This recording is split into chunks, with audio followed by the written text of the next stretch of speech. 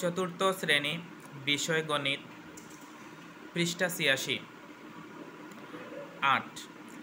দুইটি ঘন্টার মধ্যে ক ঘন্টাটি প্রতি ৮ মিনিট অন্তর এবং খ ঘন্টাটি প্রতি ৬ মিনিট অন্তর বাজে।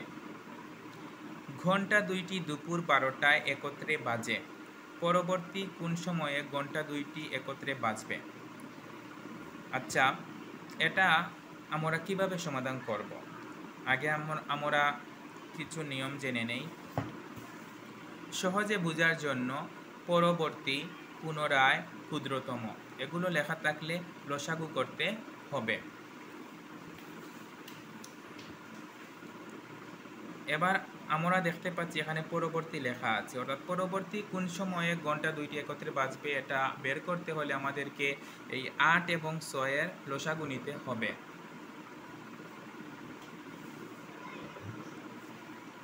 তাই আমরা প্রথমে লিখলাম ৮,৬। লসাগু নিতে হলে প্রথমে ২ দিয়ে ভাগ করতে হবে।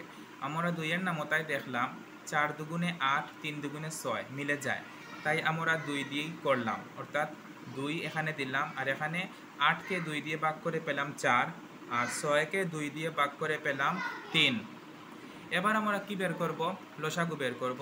সুতরাং লসাগু হচ্ছে এই যে এখানে লিখে দিয়েছি যে বড় হাতের এল, এই যে এভাবে আসে, অর্থাৎ এখান থেকে নিয়ে এই শেষের লাইন। তাই এখানে প্রথমে ২ আছে, তাই আমি ২ দিলাম, তারপর গুণ চিহ্ন দিলাম, তারপর যেই ৪ আছে শেষের লাইন, এই ৪ দিলাম, তারপর গুণ দিলাম, তারপর এই যে ৩ আছে এই ৩ দিলাম। এবার এই ৩টি গুণ করলাম, ৪ দুগুণে ৮, আর ৮কে ৩ দিয়ে গুণ করলাম, ৩ ৮ ২৪। এবার আমরা কি লিখলাম, যে প্রশ্ন হচ্ছে কি, এই যে পরবর্তী কোন সময়ে ঘন্টা দুইটি একত্রে বাজবে।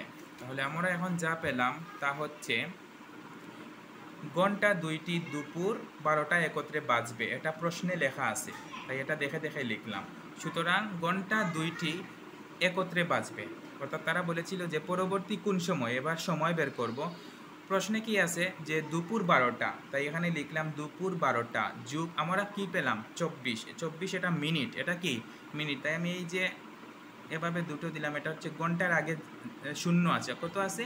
শূন্য, শূন্য লিখতে হয় না, আর এই যে ২৪ মিনিট। আচ্ছা, এবার দুপুর ১২টা আর ২৪ মিনিটে যোগ করে আমরা কি পেলাম?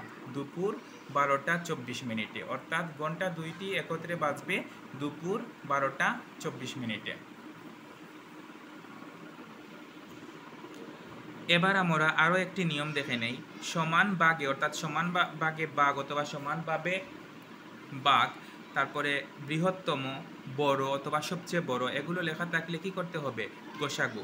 এবার আমরা পরের সমস্যায় চলে যাচ্ছি। ৯।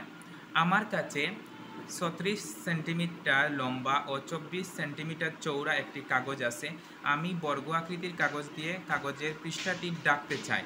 সম্ভাব্য সবচেয়ে বড়, এই যে সবচেয়ে বড় লেখা থাকলে কি করতে হবে? গোসাগু। সবচেয়ে বড় কাগজের বর্গটির বাহুর দৈর্ঘ্য কত? তাহলে আমরা গোসাগু করব ৩৬ এবং ২৪-এর। এবার গোসাগু কিভাবে করতে হয় আমরা দেখে নেই।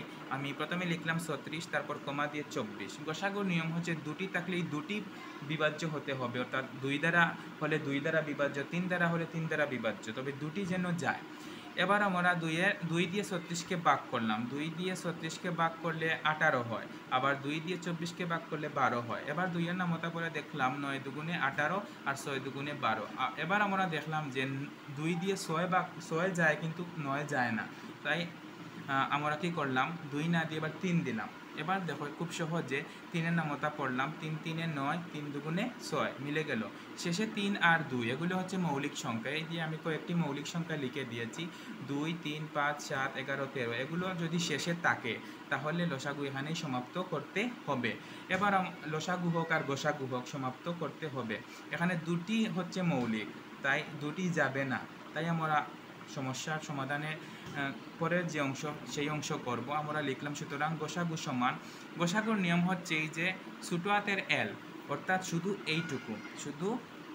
এইটুকু আসবে, আর এইটুকু আসবে না। গোসাগুর সময় শুধু এইটুকু আসবে, ২ ২ ৩, তাই লিখলাম গোসাগু সমান ২ গুণ ২ গুণ ৩। এবার এই ৩টি গুণ করলাম, 2 দুগুণে 4, 3 4-এ 12। আমাদের প্রশ্ন ছিল যে সবচেয়ে বড় কাগজের বর্গটির বাহুর দৈর্ঘ্য, তাই লিখলাম সুতরাং সবচেয়ে বড় কাগজের বর্গটির বাহুর দৈর্ঘ্য এই যে 12 সেন্টিমিটার। এখানে এই সমস্যার সমাধান শেষ। 11, রাসেলের কাছে 45টি আপেল ও 18টি কমলা আছে। রাসেল কোনো আপেল বা কমলা অবশিষ্ট না রেখে যত বেশি সম্ভব শিশুর মধ্যে এমনভাবে ভাগ করে দিতে চায় যাতে প্রত্যেকে সমান সংখ্যক আপেল ও কমলা পায়। রাসেল কতজন শিশুর মাঝে এগুলো ভাগ করে দিতে পারবে এবং প্রত্যেক শিশু কতটি করে আপেল ও কমলা পাবে? আগে আমাদেরকে বের করতে হবে শিশুর সংখ্যা। তাহলে আগে দেখে নেই এখানে কি লেখা আছে, ভাগ অথবা সমান ভাগে। এভাবে লেখা থাকলে সবচেয়ে বড়, সমান ভাগে, বৃহত্তম, এগুলো লেখা থাকলে গোসাগু করতে হয়। তাই আমরা এই যে 45 আর 18 এই দুটোর গোসাগু করব। তাই আমি লিখলাম 45, 18। 2 দিয়ে 18 যায় কিন্তু 45 যায় না, তাই হলো না। এবার 3 দিয়ে দুটোই যায়। 45-এর মধ্যে 3 15 বার, 3 15 45 আর 3 6 18। আবার 3 দিয়ে যায়, 3 5-এ 15, 3 দুগুণে 6। এবার দেখলাম 5ও মৌলিক, 2ও মৌলিক, তাই এখানেই শেষ। এবার সুতরাং গোসাগু সমান, গোসাগু মানে হচ্ছে এই যে দিক, শুধু ছোটো হাতের এল, অর্থাৎ 3 আর 3, তাই লিখলাম 3 গুণ 3, 3 3-এ 9। এবার আমরা শিশুর সংখ্যা পেয়ে গেলাম। এই যে প্রশ্ন হচ্ছে যে রাসেল কতজন শিশুর মাঝে এগুলো ভাগ করে দিতে পারবে, তাই আমি লিখলাম সুতরাং রাসেল কত এর জায়গায় লিখলাম 9, আর সবটুকু দেখে লিখলাম রাসেল 9 জন শিশুর মাঝে এগুলো ভাগ করে দিতে পারবে। তারপরের প্রশ্ন, এই যে এতটুকু আমরা শেষ করেছি, এতটুকু। এবার হচ্ছে এবং প্রত্যেক শিশু কতটি করে আপেল ও কমলা পাবে। আপেলের সংখ্যা বের করতে হবে, কমলার সংখ্যা বের করতে হবে, অর্থাৎ প্রত্যেক শিশু কয়টি, মানে একজন শিশু কয়টি করে পাবে। তাই আমি লিখলাম সুতরাং প্রত্যেক শিশু, প্রথমে আপেল বের করলাম, প্রত্যেক শিশু আপেল পাবে, তারপর কমলা লিখব। তাহলে প্রত্যেক শিশু আপেল, প্রথমে প্রশ্নে কি লেখা আছে, আপেল 45টি, তাই লিখলাম 45। তারপর হচ্ছে আমি এটা নিয়ম বলে দেই, আপেল হোক আর কমলা হোক, প্রথমে আপেলের সংখ্যা ভাগ এই উত্তর, অর্থাৎ কতজন, প্রথমে এই যে আপেল কতটি আছে, 45টি আছে। তারপর প্রত্যেক মানে একজন, একজনের মান বের করতে হলে ভাগ করতে হয়। তারপর কতজন শিশু আছে, 9 জন, তাহলে এখানে 9। তাহলে 45 ভাগ 9টি, 9-এর নামতা পড়লে 5 9 45, অর্থাৎ 5টি। তাহলে প্রত্যেক শিশু আপেল পাবে 5টি। এবার বের করতে হবে কমলা, সুতরাং প্রত্যেক শিশু কমলা পাবে। কমলার সংখ্যা কতটি প্রশ্নে আছে, 18। তারপর ভাগ শিশুর সংখ্যা কত, 9, তাই দিলাম ভাগ 9, 18 ভাগ 9টি সমান 2টি। এভাবে যদি এরকম প্রশ্ন আসে তাহলে ঠিক এভাবে করতে হবে, প্রথমে গোসাগু করতে হবে, গোসাগু করার পর সংখ্যা বের করতে হবে, মানুষ হলে মানুষের সংখ্যা, শিশু হলে শিশুর সংখ্যা, শিক্ষার্থী হলে শিক্ষার্থীর সংখ্যা। তারপর যা চাইবে তা বের করার জন্য এই সংখ্যাকে ভাগ করতে হবে, এই উত্তর যত বের হবে তত দিয়ে, সংখ্যাকে ভাগ করতে হবে, উত্তর যত বের হবে সেটা দিয়ে। এখানে এই সমস্যার সমাধান শেষ। আমরা আজ 86 পৃষ্ঠার সমস্যার সমাধান করলাম।